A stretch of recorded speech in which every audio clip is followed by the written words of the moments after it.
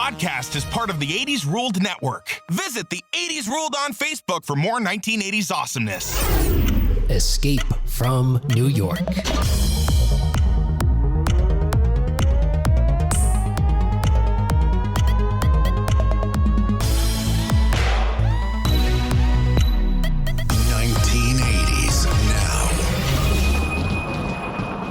Recently, it's not even true. No, it goes backwards. Counterclockwise. I think I read that's not true. What I'm saying. I'm pretty sure it's in. If you watch Crocodile Dundee, you can see that happen.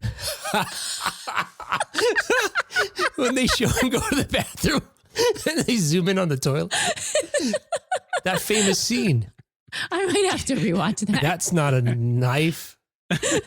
Hey, whoa, welcome back to another episode of 1980s Now, a weekly examination of the importance of 1980s pop culture and its influence today. My name is Will, and joining me as always are my friends and co-hosts, Ray and Kat. Hello there. Hi, Will. Hello. Oh, you're ignoring Kat?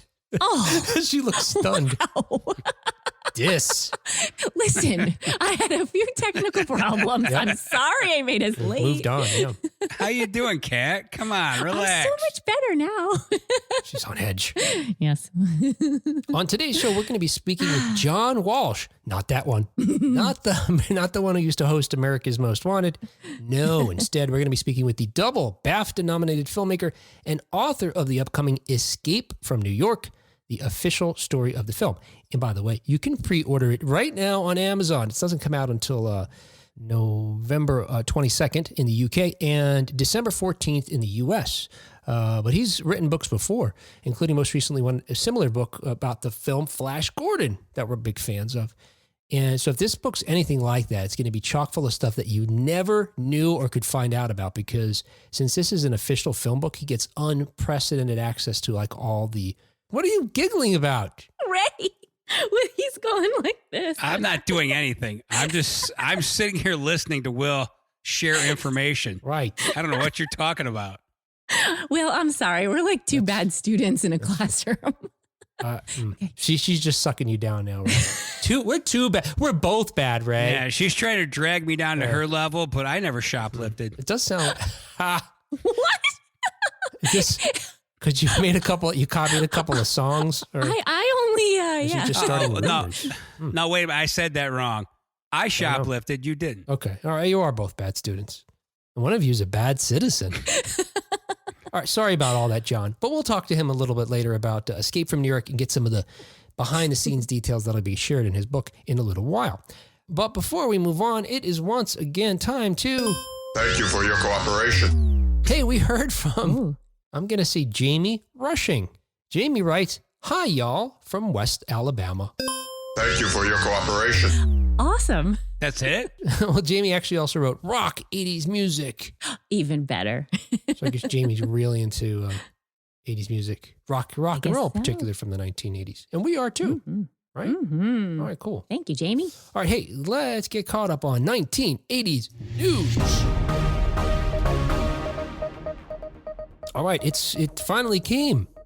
The 12th installment in the Halloween series, Halloween Kills, was recently released in theaters and on Peacock. Either of you guys check it out? Absolutely. Okay. Not. No? Absolutely not. What did you think, Ray? It's trash. Okay. Oh, no. You were really looking forward to this. Oh, no, Kat. Hey, that's just his opinion. You might love it. No, Ray was really looking forward to this. I wasn't.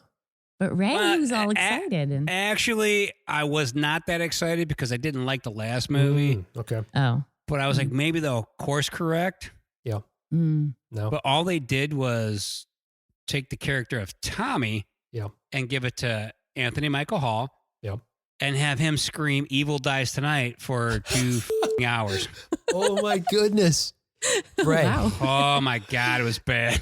To decide if I wanted to watch this movie, I watched the pitch meeting. And he says that. He goes on and on about that. If you guys never checked out pitch meetings, you need to do that by Ryan George. They're hilarious recaps of films in a very inventive way.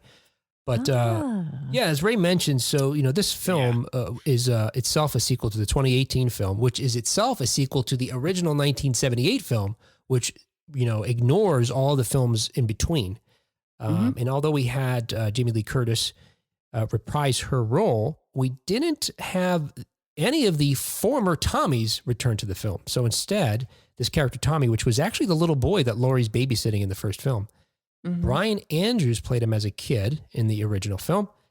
And in the first older version we had of Tommy, in Halloween 6, The Curse of Michael Myers was actually played by fresh-faced new actor Paul Rudd. Yeah, who still looks exactly like he did when he did this movie. Maybe that's why he's not in it. They're like, you didn't age. Yeah. We need you to be older. You know what? It's not Hall's fault. Like, they didn't write anything good for him. He's a good actor. Yeah. He's actually a great actor. They gave him crap to work with.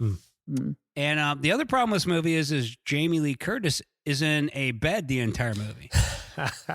Oh, okay. So if you haven't seen it, there's your spoiler. Yeah. She's going to lay around in bed, almost the entire movie, because from what I've seen, I've seen other people say this too. This is the Empire Strikes Back of the trilogy here. So yeah, but unfortunately, and I get that analogy, but it seems like they even failed there, right? Because the idea being that Luke's not that active in Empire Strikes Back and comes back in Return of the Jedi, but he was a lot more active. He was doing stuff. But once again, there are many, many, many people who think Empire Strikes Back is the best movie in that series. Yes, there are. I believe I might think that. So this is, if I got to give it a 1 out of 10, I give this a 4. Only because I enjoyed seeing the Season of the Witch mask. Yeah. That's it. They get 4 points for that, and everything else was garbage. And we saw those in the trailer months ago when we first talked about it. Yeah. Hey, I remembered, I think, why I ended up seeing this movie when I did, when it first came out as a child, because my brother was born actually on Halloween. And while my mom was in the hospital, my dad was in charge. And I think he thought, let's go see a movie. And either I didn't get a vote or I was outvoted. My sister was thrilled. She helped me recall all this because I was with her a few weekends ago and she was so upset that she wasn't at the opening of this movie and she was doing something else instead. But why is it your sister missed it, you're saying? You said your sister missed it. No. She missed this one, like the current one coming out because she was in New Jersey. I'm sorry. I was confusing that together. It's not your fault, Kat. There's literally, I think, 3 films named Halloween in this franchise alone. No, seriously. Exactly. Yes. There are. She should not feel bad about this one at all. She should absolutely watch it on Peacock. Yeah. And apparently she should just wait for the third movie to come out and then Jamie Lee Curtis gets involved again. Maybe gets out of bed? Well, I think this movie ends with her getting out of bed, right? Yeah. She eventually, she gets up, she yawns, stretches a little bit and gets out of bed. I mean. And then she's like, Evils dies in the next film. Oh my God. Later tonight. If they say that one more goddamn time, I may lose my mind. Evil dies tonight. Like the whole town. Yeah. Like everyone in town is standing around and they're doing evil dies tonight. It's like, like, oh my God. Okay. You want to kill somebody? Fine. That's great. Yeah. Ryan George points out that somebody says something about how, maybe it's Anthony Michael Hall. Yeah. I think he makes a speech saying, look, this Michael Myers has terrorized this town for 40 years and it stops now. And Ryan George points out, he says, you mean the 40 years while he was locked in the mental institution? Because he just got out. He was still torturing you? Well, I also like how they accidentally, cause somebody to jump out a window who they think is him, who's like 5'2", who looks nothing like him. Yeah. Who looks nothing like the killer. Like, come on, man, be better. Jesus. While Paul Rudd's incarnation of Tommy existed in a part of the Halloween timeline that's not acknowledged by this new movie, the producer, Malik Akkad, admits he still wanted to bring back Paul Rudd for the role. And in fact, Akkad's first job as a producer was on Halloween 6. He was involved in first hiring Paul Rudd for the part. As for the... what? No, they would have had to age him. Yeah. They would have had to use CGI to age Paul Rudd so he'd actually look his age. Yeah.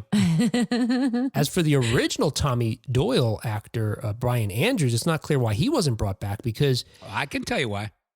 Well, if you'd like to know. Let me just first point this out. The other child who was babysat by Laurie in the original movie, Lindsay Wallace, returned with the original actress, Kyle Richards.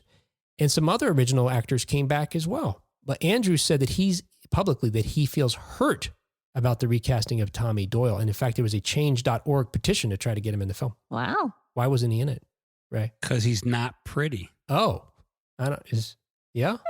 It's Hollywood, man. Oh, I mean, you have your options of a guy who's not good looking, or Anthony Michael Hall, who's famous, or Paul Rudd. Which one of the three, which one of the three is going to lose out in that situation? Oh, the guy who didn't age to be pretty. Yeah, I guess. All right. Hey, in other 1980s news, staying on the topic of Anthony Michael Hall, during his press junket, when he's going around talking about his role in this film, per the Hollywood Reporter, he shared that John Hughes told him his idea for a Breakfast Club sequel. So, as we know, of course, Anthony Michael Hall broke out because of a number of notable projects that John Hughes wrote and directed, produced, etc., and so on. While he was detailing his falling out with the filmmaker, which led to the pair not speaking for 20 years, leading right up to Hughes passing in 2009, he mentioned that the last time he spoke with John Hughes in 1987, just as he was beginning production on The Great Outdoors, which is a hilarious movie with John Candy and Dan Aykroyd, Hall remembered a few details the writer-director had laid out about the follow-up to the instant classic teen dramedy. He said, quote, "At the time, he did mention the potential of doing a sequel to The Breakfast Club. It would have been all of us in our middle age. His idea was to pick up with them in their 20s or 30s. End quote. Huh. I can't imagine the logistics of that. Well, I can, because this is exactly what I talked about previously on the podcast when I said they would all be at a Comic-Con together. Oh, yeah. In their 20s or 30s. All right. So I think I'm a couple steps ahead of him on his game plan. So yeah, as usual. And this is not I think your idea is still even better than the ones we've heard over the last few decades, because this isn't the first time we've heard tell of this. In 2015, Molly Ringwald, who was also one of the members of the Breakfast Club, spoke to the Daily Beast during the film's about the film's 30th anniversary and talked about how this rumor keeps popping up. And in 2005, a now defunct website, Cinematic, reported that Emilio Estevez had signed on to appear in the sequel. And at that time, Estevez revealed, quote, "John's got an idea for a sequel. Mature-aged students at college all doing time again." Oh, boy. Come on. They wound up in detention again. They're at the same school again. At college? Yes. And he, for some reason or another, and he adds, "The twist would be that we're all polar opposites of how we were in the original. Judd Nelson's character, for example, would now be the straight-laced one. Estevez stated that he's definitely in if it happens." This is in 2005. Of course, we never saw that actually happen. Right. I don't know if any of that sounds interesting. That college version sounds really super derivative of the original and contrived. Ray's thing sounds better. Maybe they're friends in the future at some nerdy convention. Yeah. You'd have to go back and find the episode I laid this out on. Yeah, I'm trying to remember.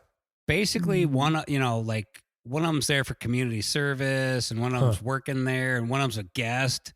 So right. I didn't lay it out which one's the guest or anything. Yeah. Like, one of them becomes famous, and others are just there, and one of them's there to get the autograph of the one they were in detention with. So. But and then there was like a calamity where they were all trapped inside the building for the whole day. So all right, I'd like you to flesh this out a little. I want to know who's in what role. Yeah. So do a little more with this, Ray. Yeah, that'll work out. Come back to us. We need a treatment, as they say in Hollywood. All right. Okay. In other 1980s news, it's finally here. I said that about Halloween, but this is also finally here. What is? On October 22nd, just in time to celebrate their 40th anniversary, Duran Duran released their 15th studio album, Future Past. And you guys know what that means. It's time to play. Yes. Now, have either of you guys checked out this album? Yes. Oh, you have? No. Okay. All right, well, good. It's kind of like the Halloween movie. Yes, no. Yes, no. So you guys are perfect to host this show with me here. Excellent. Yes. Okay, so I'm gonna give these questions to Ray. Well, we'll let him answer first, and then Kat, you can give your answer, and then we'll see You know who's right, okay? So what I'm going to do for you, I've just got two questions, so to speak, or two examples for you here. I am going to play you first. Let's say it's called A and B. A, right. No, let's not call it that. That's going to be confusing. 1 and 2, no, that's going to be confusing. All right, here's what I'm going to do. I'm going to play you two clips from two Duran Duran songs. Okay. And I want you to tell me, now, Kat, you're in an advantage because you listened to the new album. So, Ray, I want you to tell me which one is the song from the 1980s. One of them is from their album that just came out a week ago, and one of them is a song from the 1980s. Okay. All right, let's do this. And I'm not going to tell you the names because in the event that might give it. I don't need names. Just give me songs. All right, here's a song. Here's number 1.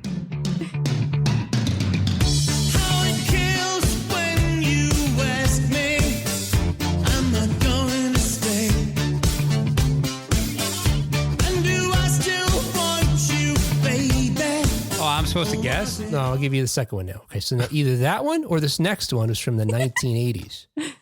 Now, I should give you a little warning maybe. I tweaked the EQ and some of the stereo. Yeah, it doesn't matter. I tried to compress the quality, so that's not going to help you. Just play the goddamn song. Here's the second one.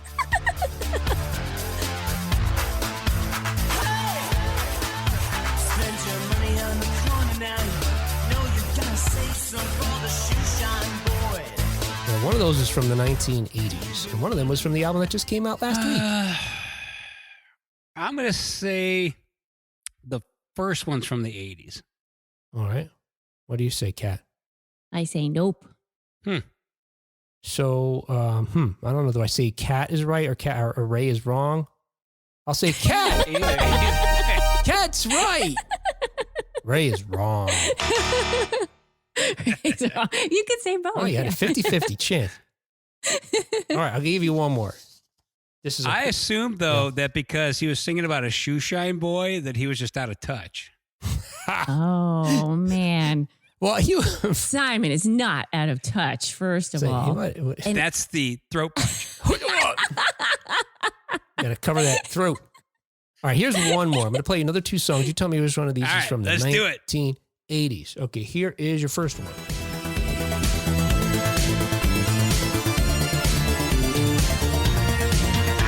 You walked into this plastic paradise.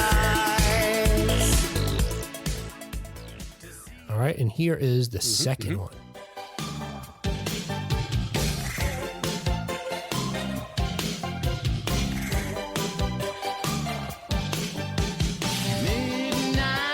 Cat did not contain herself.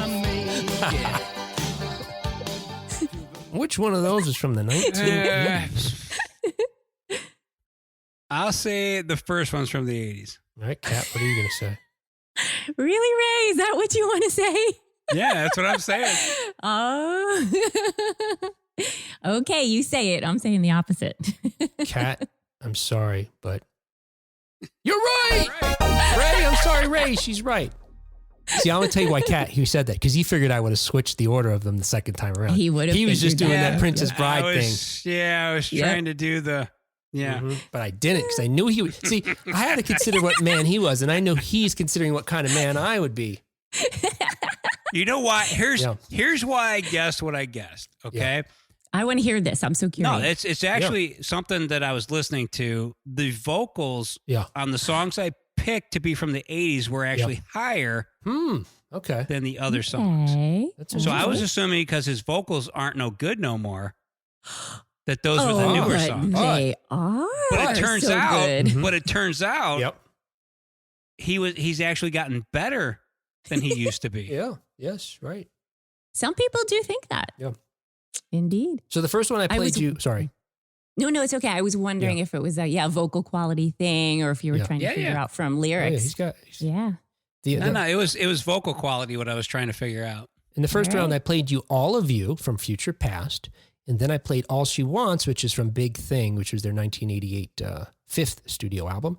And then in the second group of songs, I first played you Beautiful Lies, also from Future Past, and I Take the Dice from Seven and the Ragged Tiger, which is their third studio album. Mm-hmm. I did all this because, in part, we had to make up to Kat for torturing her with that Halloween horror movie thing a few weeks ago. But also, I really love the new album. And in part, it's because so many of the songs are reminiscent of the songs I love from, the 1980s. They are indeed. Do any of them sound like Rio or Hungry Like the Wolf? You'll have to figure that out for yourself. Oh, I'm not right? going to It's listen time to to this album. listen. Oh, absolutely not. I'm not listening to this album. I don't know that I would say that they do, but they're good. No. See, I just listen to, if an expert who loves the band tells me there's a song on there that I would like, then I would listen to that song. Yeah. But if the expert says, no, there's nothing on that album that's good, then I just won't listen to it. Well, what if the expert says it's a really great album and it doesn't happen to sound like the only 2 songs that you like? Then I just heard everything I need to know. I shake my head. Okay, let me think. I think that means he's not going to listen to it. I'm pretty sure you're spot on there. No, I will say though, the songs, the partial parts I've heard, and not just these, the other ones I've heard, they sound pretty good. They've aged well. Yep. They're not my thing, but I think they've held up well. So kudos to them. Listen to Anniversary. Did you hear Anniversary? Listen to that one. How would I hear that? He's not listening to it. I want you to figure You it have out. homework. What? Look, Ray, you got 2 things to do. One, you got to write that treatment of your Breakfast Club sequel and listen to Anniversary. Yeah. Give us your report next week. Maybe Next I week, can do both at the same time. Next week, I'm going to test you on a group of songs, and one of them's going to be Anniversary, nice. and he's still going to get it wrong. Okay. No, he'll get it right then. I'm actually going to play both songs are both going to be Anniversary from different sections of the song. There you go. And I'm going to ask him which one's Anniversary, so he could definitely get it right. I thought this was a pretty neat story told to Lindsay Parker over at Yahoo Music. Simon Le Bon told the story about how, so they're celebrating their 40th anniversary, and he explained how when he walked out on stage for the very first time in June of 1980 at the Rum Runner, which is, a place that helped put them on the map, the first song he sang was not a Duran Duran song. He sang I Feel Love, the Donna Summer song, which, it's a great song. And somebody told us about it was Queen V. We're talking about Donna Summer. Yes. And I think that one is, that might actually be on this album. Okay. But that album and that song is a huge part of Giorgio Moroder's legacy because he produced and wrote, along with his, protege, Harold Faltermeyer, some of that, the most well-known Donna Summer music, which is really neat because flash forward to 40 years later, they're now working with Giorgio Moroder, who was, again, this legendary music producer. And he actually did produce one of the songs I played for you earlier, Beautiful Lies. Beautiful Lies. Yeah. And, Moroder himself, in addition to working on Donna Summer's album, he would then go on to work on a number of songs, either write or compose or produce from many different 80s, not only music from 80s musicians, but for films as well, including Flashdance, Neverending Story, Top Gun. He worked on as well.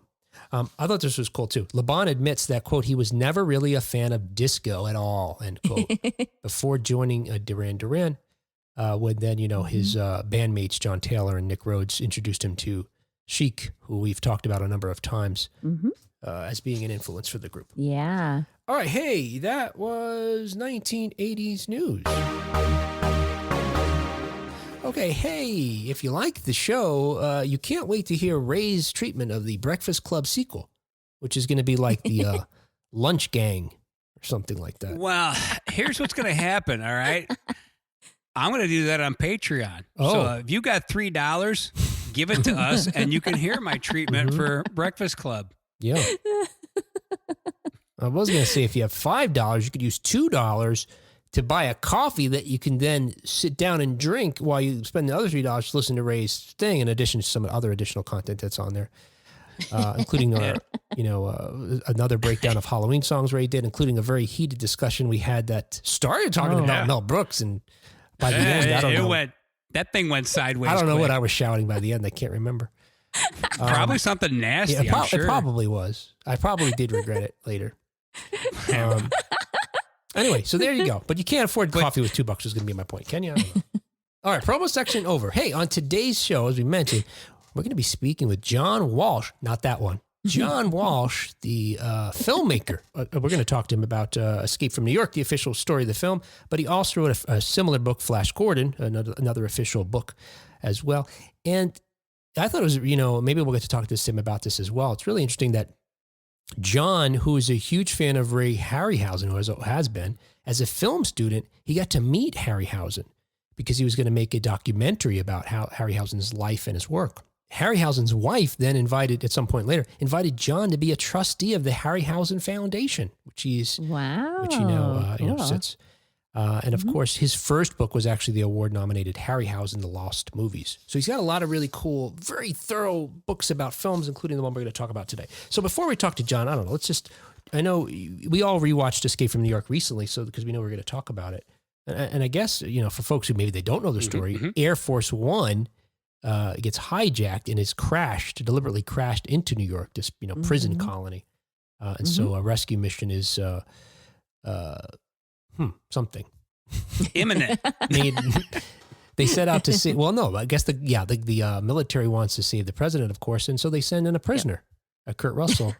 It's kind of like a Suicide Squad thing, and I don't know when the Suicide Squad was first written, but this idea in the Suicide Squad is the same in the sense that they put something in his neck that will kill him, so they can, he won't just be able to run free. He has to satisfy the mission or die. Right. He has to close the loop. Yep. Mm-hmm. I'm curious to hear what you think, Kat. Ray and I have talked about it in the past, but I know you had never seen it until you watched it for the show. Correct. Here's what I thought of the movie. I actually really enjoyed it. We definitely enjoyed it watching it here. I have some questions about the movie. I have some things I'm curious about your guys' thoughts on. But what in the world did Cabby do to get thrown into that prison situation? Oh, you don't know? Ernest Borgnine. No. Why was he even there? He was like this happy guy. I can actually explain this to you. I'm so curious. I know exactly why Cabby's there. Why? Because the co-writer, Nick Castle, came up with the character of Cabby to add humor to the movie. Well, he did. He was one of my favorite parts in the movie. He was not originally in the movie. And John Carpenter asked Nick Castle to help him come up with some things that would help lighten the mood. And Cabby is the character one of the things he came up with.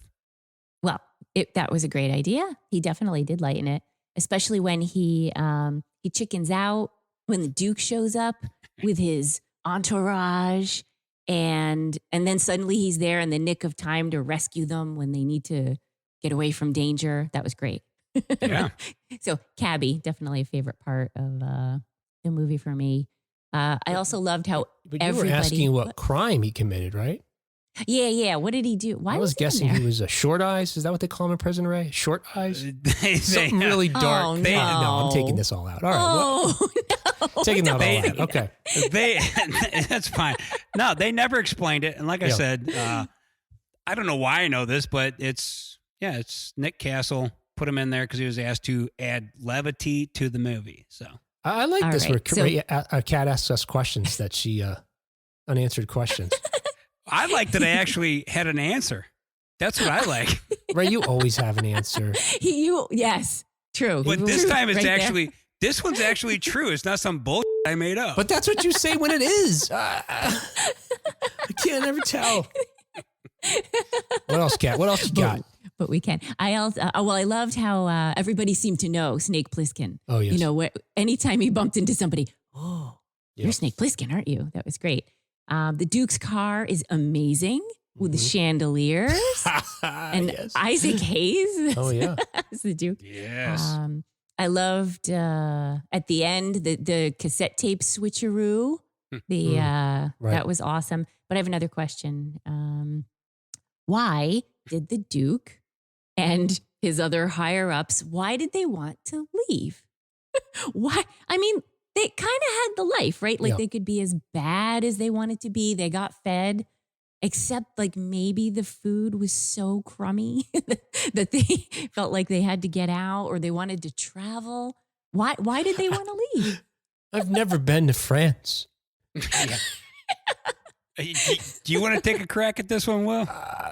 I'd only be guessing. I don't know if it's still a prison. I mean, it's still a dump. That's it. That's exactly what I was going to say. They're in prison. They're in prison, but it's New York. There's all these great buildings. It's not like they're open though. I mean, there's no electricity. Yeah. Oh, all right. They're in prison. So it's the principle of the thing. It's beyond the principle. Imagine what kind of car he would drive if he was out on the other side of it. Imagine that chandelier. I thought that thing was really cool. Yeah. So, yeah. All right. So those are my questions. I suppose we should say that the film was released in July of 1981, and on a budget of $6 million, it grossed more than $25 million. Of course, it became a cult classic. I know that I first saw it on videotape and then watched it a number of times, with different friends and just sort of wore that thing out. Of course, it was written and directed by John Carpenter and co-written with Carpenter along with Nick Castle, who Ray mentioned. Hey, you guys know it stars Kurt Russell and a number of other folks who are either John Carpenter regulars or like legendary actors, including Lee Van Cleef and Ernest Borgnine. Isaac Hayes, and of course, some familiar faces, including Donald Pleasance, who was in the Halloween films that we just talked about, and Adrienne Barbeau, who I believe at the time was still married to John Carpenter. Mm-hmm. And Tom Atkins. Tom Atkins. Oh, yeah. He's one of the cops or something, right? Yeah, he played a cop, but he also played Nick Castle in the other movie, who's named after Nick Castle. His name is Nick Castle, and what, the father? Yes. Yep. Yes. Absolutely, because John Carpenter loves to name characters after people he knows. Well, speaking of that, one of the interesting things I learned researching this movie is Snake Plissken, that name actually comes from a real person. Oh. Carpenter, when he was in search for a name for the main character, it happened that a friend of a friend actually knew a person named Snake Plissken, who, as Carpenter described, was a kind of tough, a high school tough guy. And he also had a snake tattoo. And Carpenter said, anybody with a snake tattooed on them in some place, that's my kind of hero.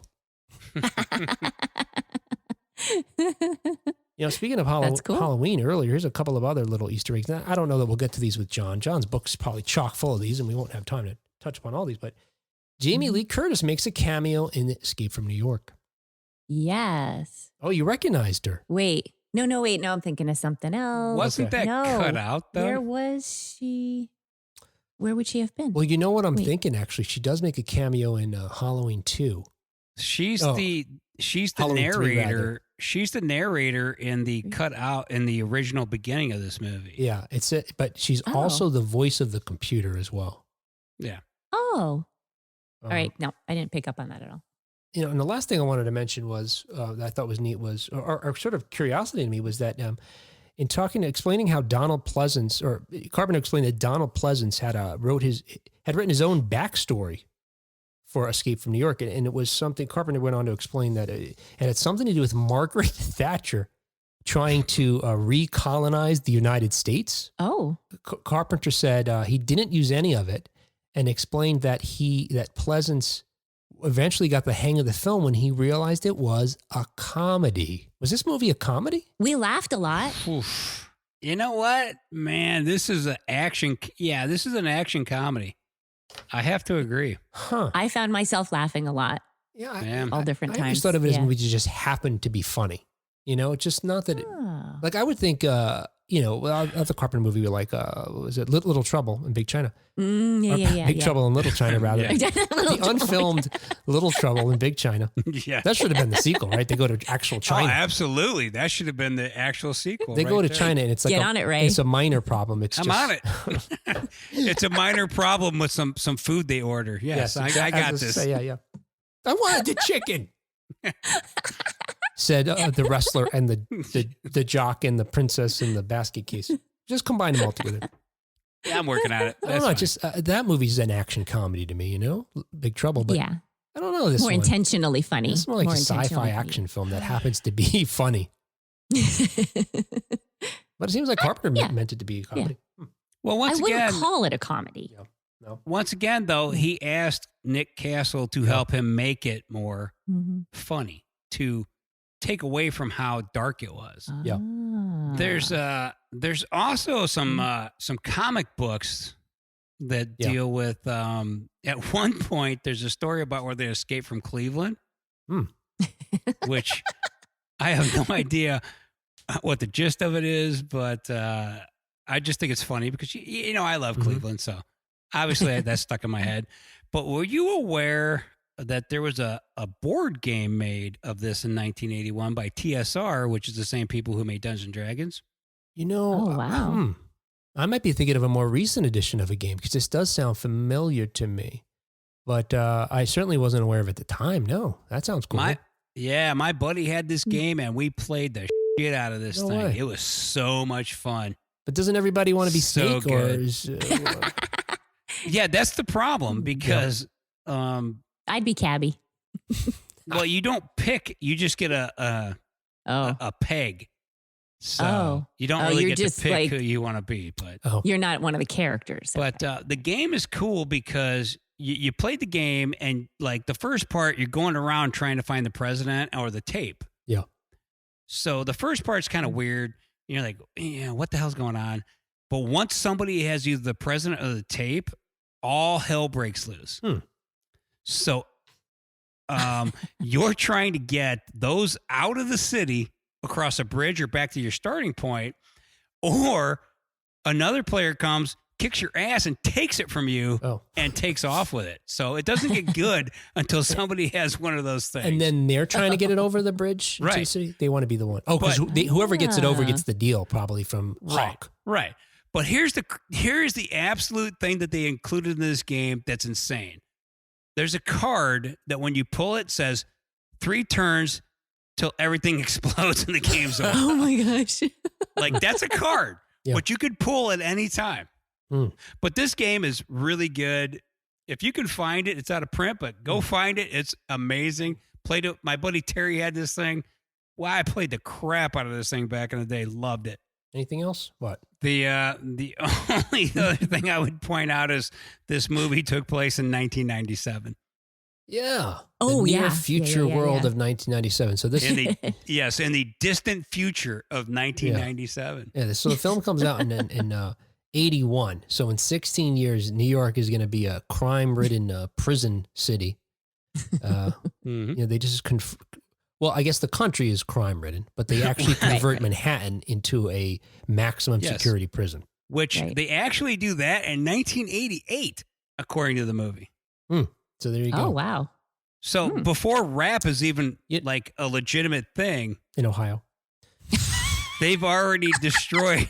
They've already turned Manhattan into a maximum security prison. You know, I gotta say, Kat, I don't know if you made many trips to New York in the 1980s, but I did with my friends. I lived, pretty close. I could just jump on the PATH train. Yeah. You know, it could be believable that they would just turn at the time. Going to Times Square. It's not what it is today. It wasn't Disney. No. The Disney didn't come in and before Disney had come in and changed it over like that. Yep, I agree. So with it's you. not that unbelievable. Yeah. No. Okay. Hey, let's talk to an expert on the book and find out what else because there's tons. Look, we know this. I really do look forward to seeing this book. We weren't able to see it in advance. The publisher wouldn't let us see it. And that's fine. We're going to get it when it comes out because we're anxious to learn as much as we can about the movie and see the many behind the scenes pictures that have never been seen before. I'm certain if it's anything like the Flash Gordon book. So in a moment, let's talk to the man himself, the author. What? We forgot to mention Dick Warlock. Who's that? Kurt Russell's stunt double. Yeah. Oh.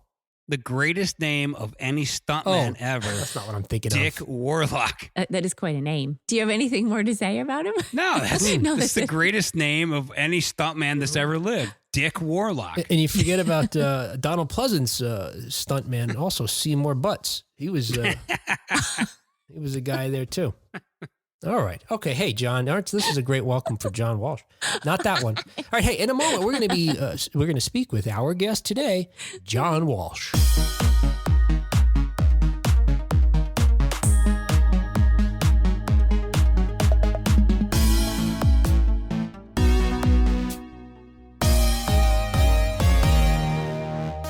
Our guest today is a double BAFTA-nominated filmmaker and an award-nominated author.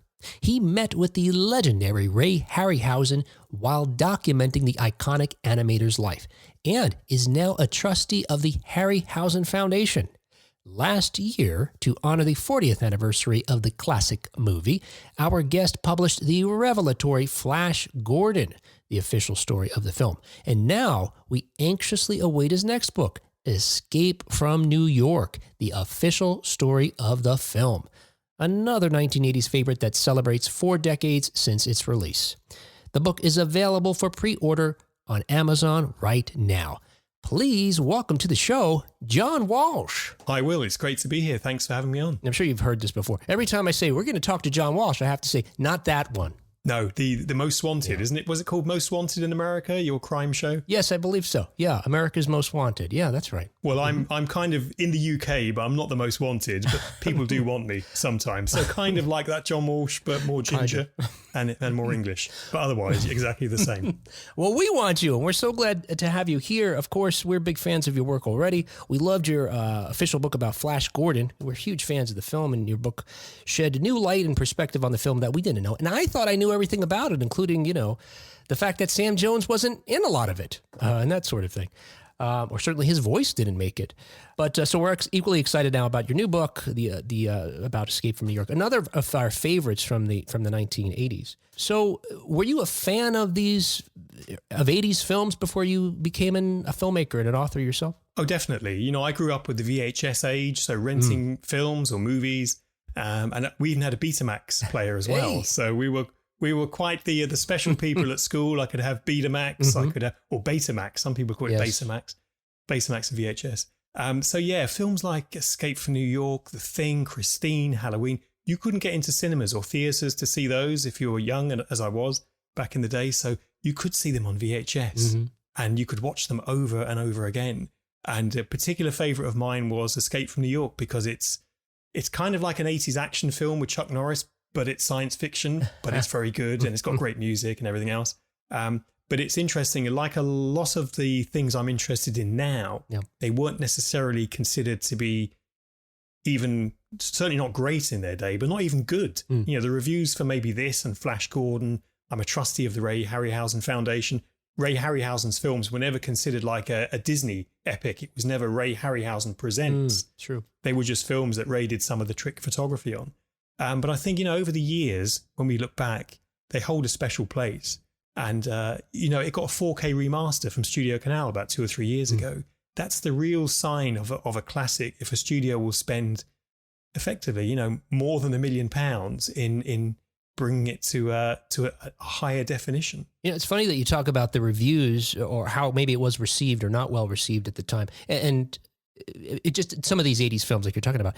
As an adult now, I seem somewhat concerned about, or concern myself with reviews. Like, all right, is this movie good or not? Or to help make my decisions, where when we were kids, we saw these films, we loved them. Some films are critic proof, but I think you're right. But, years ago, reviewers had more of a say. Even on this side of the world, I knew who Siskel and Ebert were, and yet they didn't have their television show in the UK, but we'd heard of them, with their thumbs up and down and so on. And I think it aired briefly on Channel 4, and you can watch old reviews now, which are fascinating to see. And there's nothing I enjoy more, and this sounds a bit sadistic, of a film I really love, reading a really bad review and somebody saying, this is a real stinker, no one's going to go and want to see this. Chitty Chitty Bang Bang, which was an enormous flop when it came out, and it was produced by Cubby Broccoli, the James Bond mastermind. Sure. People think, no, that wasn't a flop. Are you thinking of the right film? It's like, yep, that was a massive flop in every sense. Critically badly received, box office, disaster. Escape from New York had some pretty negative comments when the film came out, and they don't get put on posters. You can imagine your favourite film with the worst quotes, don't see this film. You've wasted your money, negative stars. But sometimes it's more interesting to read negative reviews because it says something about the politics of film reviews at the time. People were very sniffy of John Carpenter. He was very successful straight out of film school. He seemed unstoppable at the time. He had a momentum and was making films in a way outside of the traditional routes, outside of the traditional studios, and yet he was hitting mainstream audiences and making real big money. Halloween, his film from 1978, was the most successful independent feature film of all time at that time. Wow. So, when you gather that much attention and that much success, a lot of throwing shade comes with it, as the young people would say. Yes. I'm going to have a lot of shade thrown on me.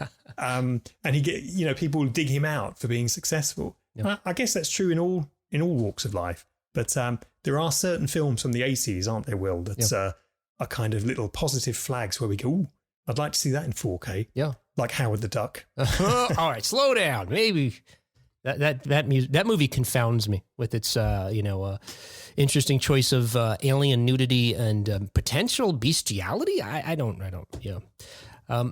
Talking about Carpenter, you say he sort of was having a run since film school, but I do note that he had conceived of this idea earlier in the 70s, but it didn't get made until, or it certainly wasn't released until 81. But did he have difficulty getting the film made? Yeah, so what happened was he was in talks with Avco Embassy, and they just released The Fog, and it had done very well indeed.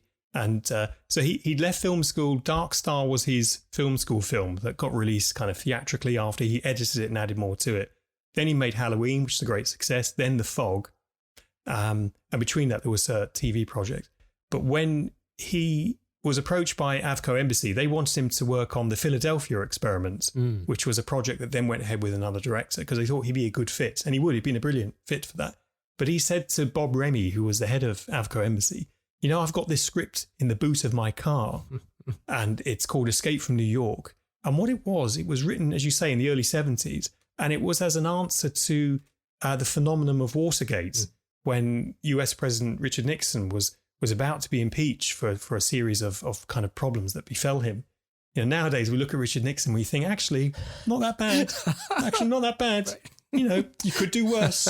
Could do a lot worse. And to be fair to Nixon's legacy, he did a lot of positive things for the US. And I think he later became an ambassador in his retirement years. But the character of the president in Escape from New York is kind of loosely based on being a very naughty guy, which is how Donald Pleasance plays him. Yep. And this sense that there's a real sense of anarchy at the top of government and it's filtering down to everything else. So once it filters downwards, society on the street level will be in complete chaos. And so that was the kind of the premise for Escape from New York. And, Bob Remy saw the script and said, yeah, let's do it. But let's do it with Charles Bronson. It's like, oh. Charles Bronson was hot from Death Wish. And he's a brilliant actor. There's nothing to take away from Mr. Bronson there.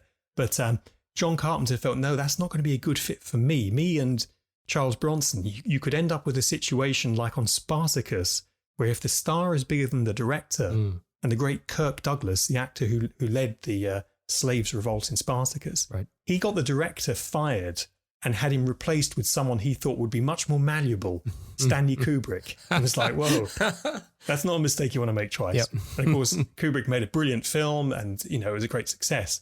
But John Carpenter didn't want to be in a position on his first major budget picture, $6 million, 6 times more than The Fog cost, to kind of surrender the key control to potentially an actor who might not step into the director's chair, but certainly challenge his authority on how he wants to make the picture. Right.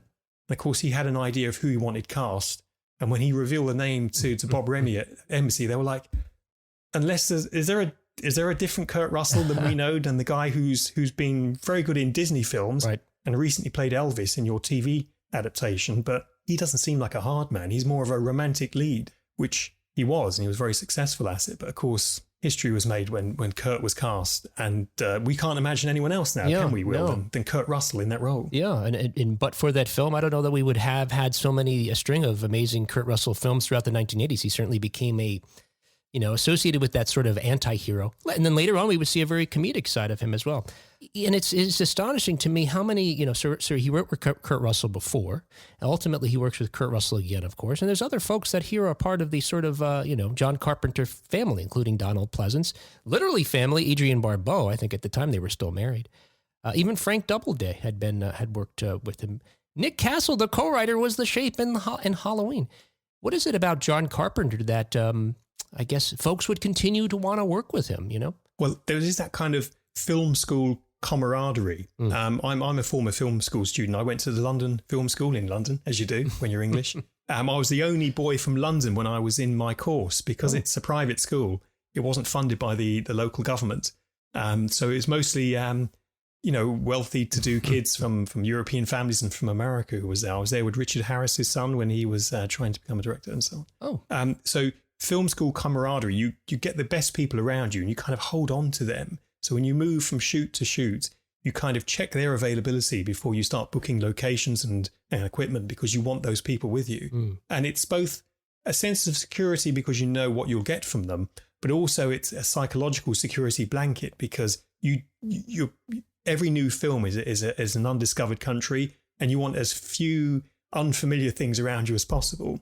Right. So it's right that they bring people with them. Dean Cundy, the director of photography, who we talked to in the book, he regularly worked with John on many films. So he said to me that, you know, once you've worked with John Carpenter, you kind of, if you haven't worked with anyone else, you realize how spoiled you are when you go off to work with someone else, because you don't get treated quite as well on other pictures. Suddenly you're getting notes from people who you've never met telling you how you should like things.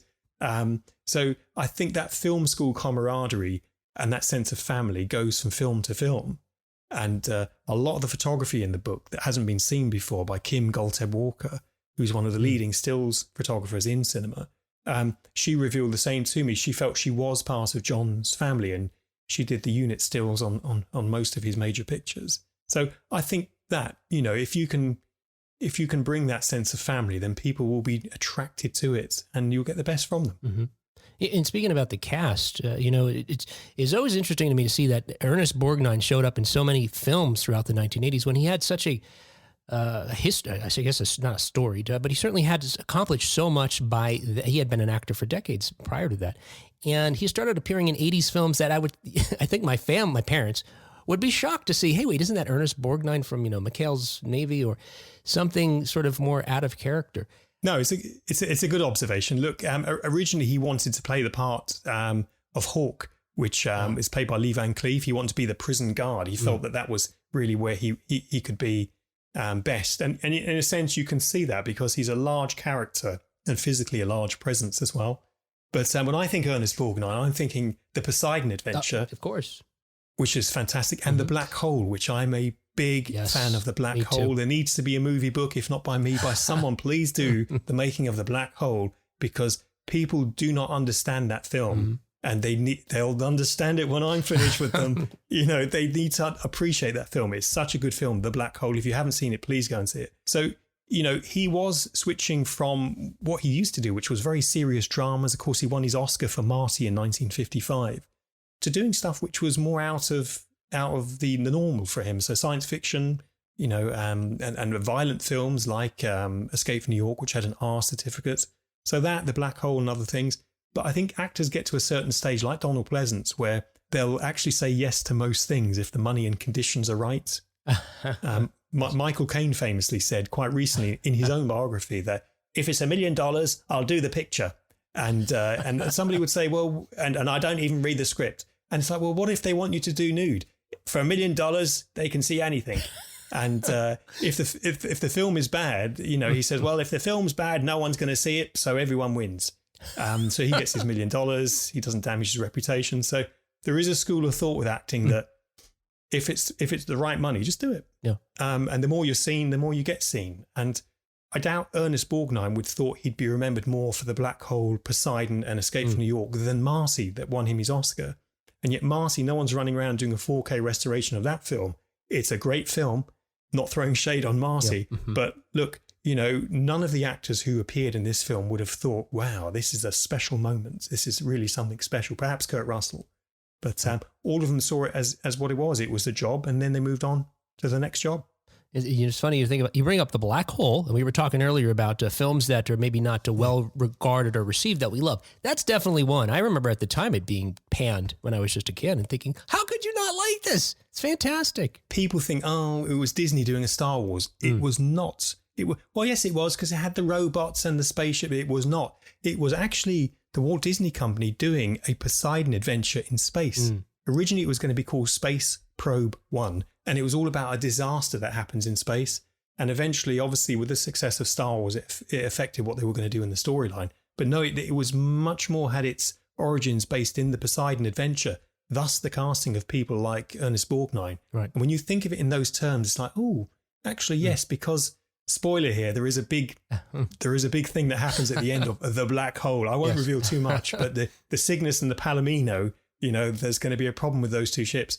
And when you think of it in those terms, it's actually much more enjoyable. But to try and go into it thinking this is a Disney Star Wars, then it's not really going to work for you. Yeah.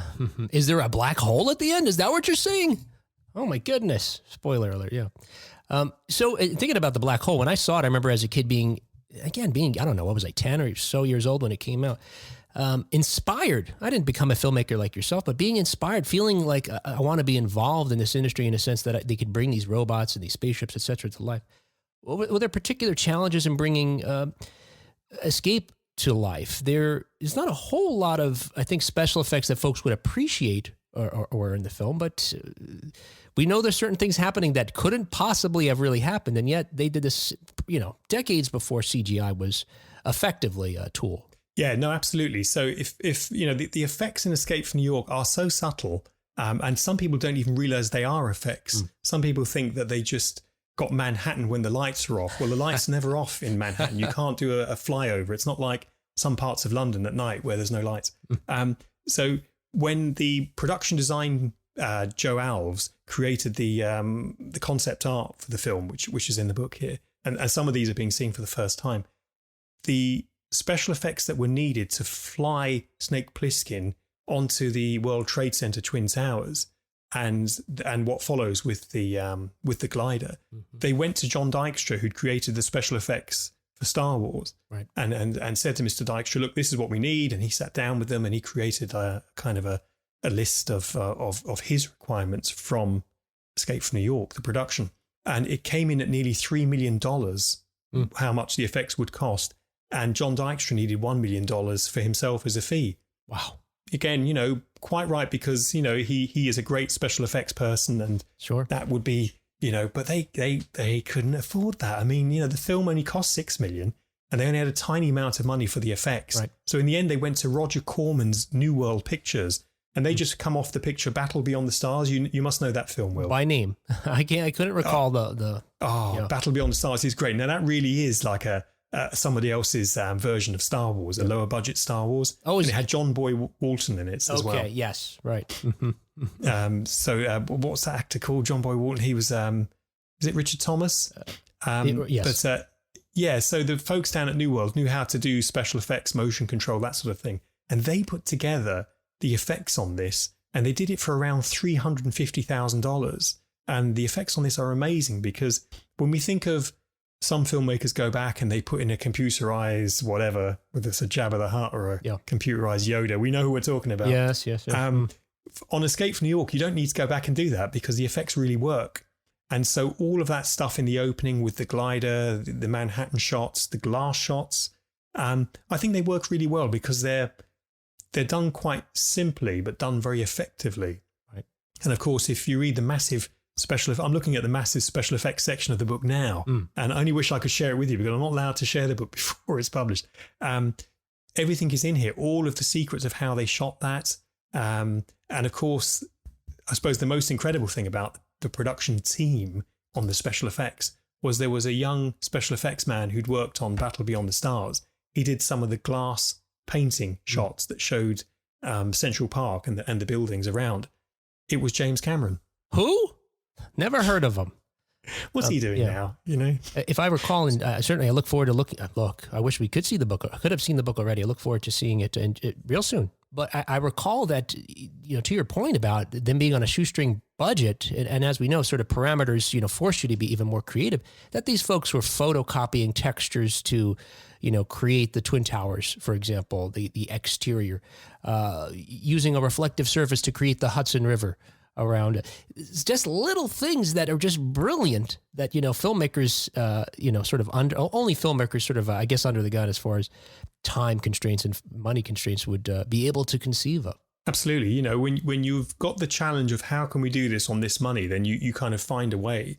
And there was both the youth and energy there down at New World. And of course, Roger Corman himself is famous for being a kind of a seedbed for new talents. Jack Nicholson, Francis Coppola, Martin Scorsese, they've all gone through, as it were, the Roger Corman, right, as it was, unofficial filmmaking school. But you have people like John Walsh, no relation to me, I'm John Walsh, but John Walsh, who'd worked on the original Star Wars film, creating some of the computer graphics readouts for the Death Star, at the end when they're plotting how to bomb the Death Star. Well, he created the vector style graphics for Escape from New York, where you see that computer POV as the as the glider is kind of floating through into New York.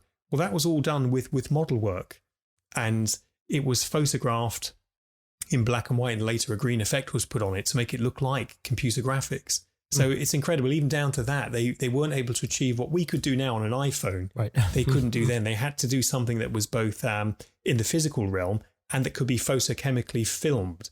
Because, of course, it's all very well being digital, but what people don't understand about digital is that it's very difficult to read digital onto film. And the folks doing Tron, which is another great film that needs a book. Yes. If Bob Iger, if you're listening, we have asked, as you know. There's only about, is it 6 or 7 minutes of computer graphics in Tron? The rest of it is a rather wonderful form of chroma key or color separation overlay, and it's animation and hand-drawn animation.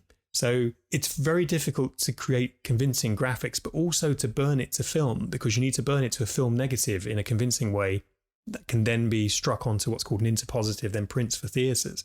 So one of the big barriers to getting computer graphics on film wasn't the creation of the graphics, because they could be done in a digital environment, was being able to scan them, read them to film, so that it looked like you weren't sticking a camera on a TV monitor, because that just looks like what it is. Right. Wow, I hadn't considered that. Of course. And we did talk to Cindy Morgan some time ago about Tron, and it struck me as interesting that there's some sort of Wizard of Oz elements to it. This idea that he starts in one place and goes to another, and sort of building on that. It's curious to me, as you mentioned, that sort of a meta Wizard of Oz in a sense that they filmed it essentially in black and white because of the colors or the costumes, etc. The backgrounds are monochrome, so they could then print it in color ultimately. There you go. That's just another. You can put that in your book when you get to write it there, John. That's free. Oh, yes. Please, someone let me write a Tron book. There's a lot of books we need from John Walsh. Come on. We need. Yes, I became an author accidentally. Yep. And people, when I speak to other would-be authors, you can see them clenching their fist ready to give me a punch up the bracket. You're a what? You're an accidental what? Come closer so I can get a good old swing at your face. It sounds very ungrateful to say I'm an accidental author, but I am. When I did Harryhausen, The Lost Movies, I did that because I'm a trustee of the Harryhausen Foundation. I wanted people to find out about his unmade films. But the publisher said, "What do you think about another book?" And I was like, "Well, yeah, if you want. Not from me, though." And they said, "Oh, no, from you. Would you like to do another book?" And I said, "Oh, what on Harryhausen?" And they said, "Well, what would you like to do?" And I said, "Well, next year," this was in 2019 I was speaking, I said, "is the 40th anniversary for Flash Gordon." And I said, maybe you guys should do that. And they said, "Well, maybe you could do that." And I said, well, "Okay, well, maybe, I guess." But they said, I thought it was a great idea that they hadn't thought of it. And they said, "Oh, we thought of that before. Of course, we weren't waiting for you, John Walsh, to come along and tell us when the 40th anniversary was." And they said, "We can't get the rights." I was like, oh, well, that explains why it's not out there. So often when you think there should be a film book for this film and that film and so on, when you drill down into it, people have had the idea before, but the rights aren't available. Whereas in the case of Flash Gordon, the rights are in 3 different places. And so I spent 8 months bringing them into one place.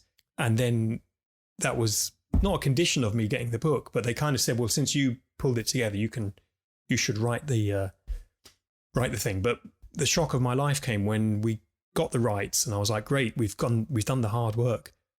When they opened up what they laughingly called the archives for the films, there was virtually no photographs in there for the book that would be of any interest to people who pay upwards of $30 or more for a book, because there was the usual shots of the actors looking beautiful.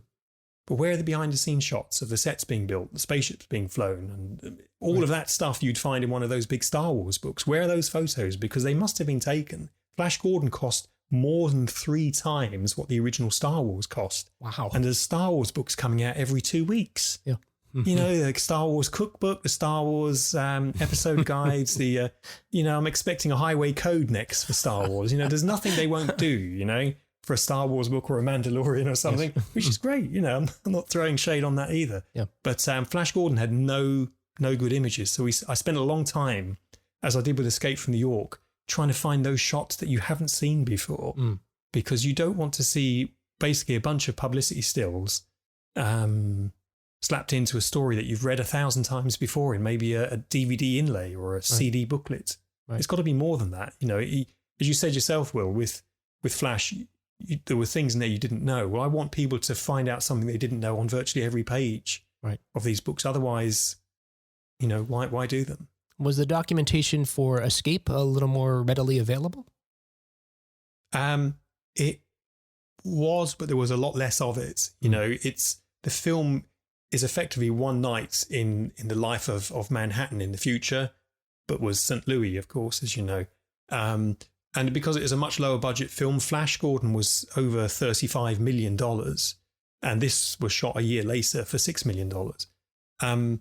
There was less photography, less color photography, and less special effects, and therefore less photos of the effects being made. But I think it was just as interesting a story. And the book is absolutely crammed full. I'm looking at it now. I'm really sorry I can't share it with you. It's absolutely crammed full of great shots. We have the deleted scenes in here. We have high-res imagery that's never been seen before. Stuff on the soundtracks, the poster artwork, poster art that's never been seen before. What the release poster was going to be and what it turned out to be. New stuff from Drew Struzan. People know Drew Struzan as the greatest poster artist of pretty much all time. Of course. And people think, well, he didn't do Escape from New York. Have a look in the book. We've got stuff from Drew. No kidding. Wow. So it's finding those things that either you didn't know existed or people have said, oh, did you know it could be this, it could be that. And the last thing you want is a couple of years after the book is published for someone to bring out a picture online and say, look, this should have been in your book. Right. Because the shame, the shame.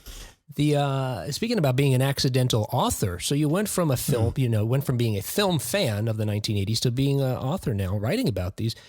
What sort of interviews can we expect in the book? And what is it like to interview folks that made these films that you love from your youth? Well, it's interesting because, you take in the case of John and Kurt, everyone who's alive basically is in the book.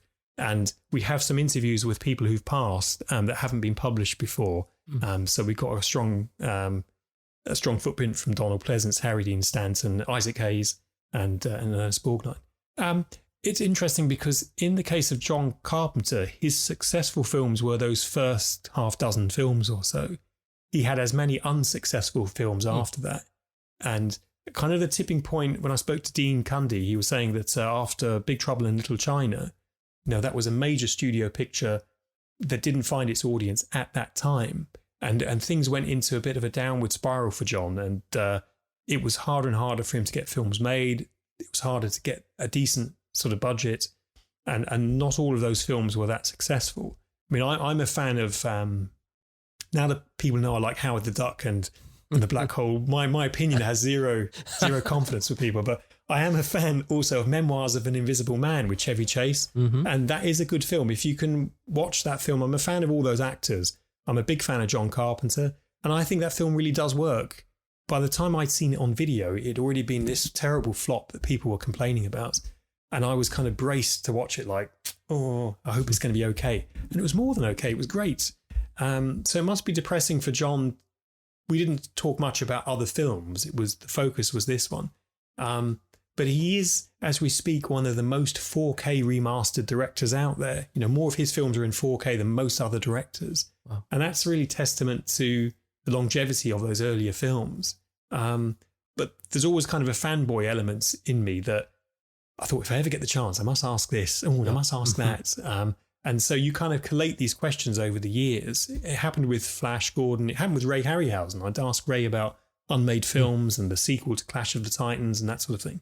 But filmmakers are quite cagey. I am as well. If anyone was ever interested in writing a book about things I should have made that I didn't, it'd be like really thick. It'd be like a Yellow Pages, but no one's going to want to read it. But I wouldn't want to speak to a writer if they said, oh, now what about this project? And what about, I'd be like, because it's like a big book of failure. So filmmakers, well, it is, filmmakers don't really want to talk about what didn't happen. Right. And sometimes they get defined by early successes, and that can be quite bittersweet because in later reviews for Carpenter's films, people would always draw up the examples of, in his heyday with Halloween, The Fog, The Thing, and Escape from New York. But now we are long from those heyday days, and we have Vampires on Mars and so on, and Children of the Damned. So it's tricky. And the definition of what success is has kind of changed. Because I included The Thing in that lineup, but The Thing was both a critical and commercial failure. But people who see The Thing now are like, are you sure? It's like, I was there. You know, I wasn't in Alaska, but I was kind of there when people were kind of like, and it wasn't that there was a great outpouring of criticism. It was just people weren't interested. They just kind of shrugged their shoulders like, no, don't fancy that. And it's interesting how us, the fanboys, are now more in control of books, TV media, and editorial. So we can say, you know, we love The Black Hole. We love The Thing is rightly regarded now as a horror classic. The Shining that Stanley Kubrick made came out to really almost universal negative reviews. Stephen King, whose book it was based upon, he didn't like it.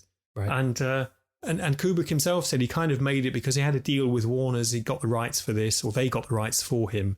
And he did it because other projects he wanted to do, including Schindler's Ark, which was based on what eventually became Schindler's List, an AI, he wasn't in a position to make at that stage. So it's always a series of compromises. And it's odd that you get defined by films that you weren't expecting. Mike Hodges was the second choice director on Flash Gordon. He'd just been sacked from the second Omen film, Damien, Omen 2. So he took it because he needed to pay his bills. His two sons were sort of 10 and 11, and they loved Star Wars. And he kind of thought, well, what the hell, I'll do this. And yet Mike gets asked more questions about that than any of the other great films that he's made. So it's tricky for filmmakers. And I suppose the same for anyone in the creative field, whether you're a writer or a musician. You can sometimes be remembered for things which at the time you just thought were just another job. Yeah. It's shocking. Like you pointed out, so many great films that he made that weren't appreciated that, thank goodness, are now finding their, finding the love. Although they, for decades, folks, certainly in our generation, have appreciated these films. I know most recently in, I think it was Empire Magazine in the July issue, I believe, Mr. Carpenter stated that he always felt there's more story to tell, that Snake Plissken's got a second or third film in him. I don't know that we'll ever get to see them. Is there more story to tell? I can't imagine what that would be in this day and age. Well, yeah. Now, the character of Snake Plissken was known to Hawke because of the Leningrad kind of situation. There's a kind of an active Cold War going on with East European countries, and that's what Snake was known for. So he was known as being this kind of incredible soldier. So there is a kind of an origins story perhaps to be told. Right. There's the official sequel, of course, Escape from LA, which didn't do very well. And that kind of puts paid to, I think, John and Kurt coming back for a kind of a third bite at it. But with the success of kind of streaming services, I think, and this is just me speaking outside the box, it might suit better a television series where you have both the origin stories and Escape from New York with some other escapes kind of built in. Right. You could get a series out of Escape from New York. I mean, there are some worse series out there that are streaming on a thinner premise. So that's my pitch. If Netflix are listening, there's worse series out there. So why not do this one? So you got a lot of pitches, John. We look forward to all the books that you'll eventually come out with, and maybe a streaming service. You're maybe a showrunner behind the Escape streaming service, it seems, or show rather. But we are most excited about your forthcoming book, Escape from New York, the official story of the film. It's available for pre-order on Amazon right now. Thank you so much for your time today, John. Not at all. My pleasure. And as Snake Plissken would say, or as people say to Snake Plissken, I thought you were dead. I do look forward to reading this book, though. The Flash Gordon book is amazing. And, if you're a fan of this movie, this book sounds like it's going to be amazing. We look forward to seeing it soon. I wish we could have seen it already. But just based on our conversation with John, it was in good hands. He's a very knowledgeable and obviously well-researched and thoughtful and talented filmmaker and author. So, so hey, don't forget, you can pre-order it right now. We have already on Amazon. Again, after you pre-order it, you'll be able to get your hands on it on November 22nd, and if you're in the UK, and December 14th if you're in the US. Perfect holiday gift, right? Absolutely. So we can't end the show without telling you about the many folks who helped bring it to you, and so we want to give a special thanks to these particular Patreon patrons: John Henderson, Craig Coletta, Bart Arnold, John Kaminsky, and new Patreon supporter, John Reddick. Wow. Yeah, that John Reddick. Huh. Our my good buddy over at Gen X. Yeah, we know that guy. Yeah. He's got who hosts his own amazing nostalgia-filled podcast, Gen X Grown Up. You should check it out. Yeah. Thank you so much, guys. Yes. Thank you, guys. And to those of you listening, if you go to patreon.com/1980s now, we can call your name out too. Yes. Hey.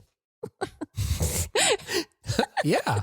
Yes, we You can. left out the part where you say, give us money. Oh, that's your part. Yeah, he did that earlier. All right. Hey, Yeah, we will talk to you next time on 1980s Now. See ya. Later.